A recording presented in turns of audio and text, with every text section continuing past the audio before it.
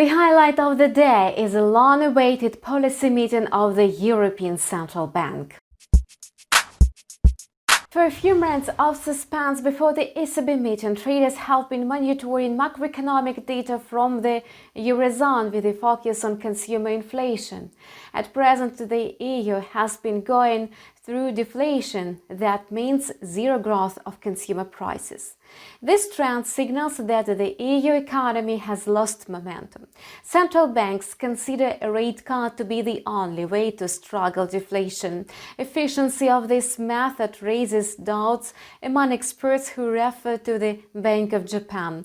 The regulator cut its key policy rate to zero, but its efforts to spur inflation have been in vain for many years.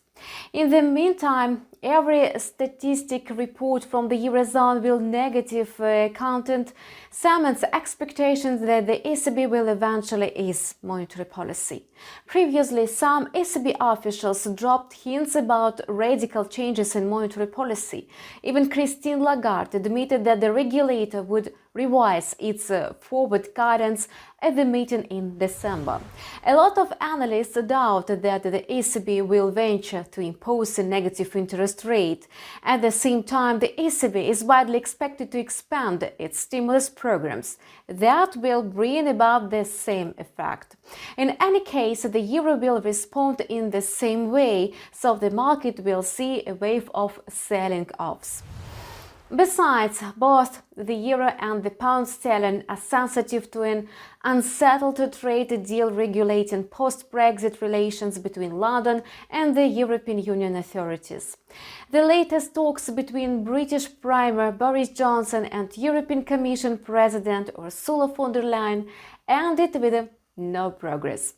Now it's obvious that painful issues could be resolved at the summit of the European Council.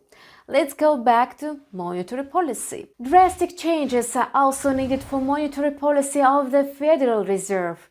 The non-farm payrolls for November posted last Friday brought this idea to light.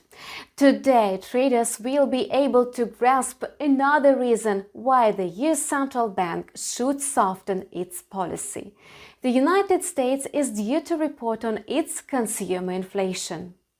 The consensus suggests a downtick in consumer prices to 1.1% in November. Last month, the actual reading turned out to be worse than expected. Now the data for November is likely to undershoot the expected scores. If the actual CPI comes weaker than expected, the US dollar will lose ground in response. On Friday, the economic calendar lacks any data of major importance. However, it would be a good idea for traders to take notice of the following economic data. Germany is due to release final inflation data later in the trading day. Don't miss reports on factory inflation and consumer sentiment in the United States. You are watching Forex Trader Calendar on InstaForex TV channel with me, Kate Stichina. We wish you profitable deals.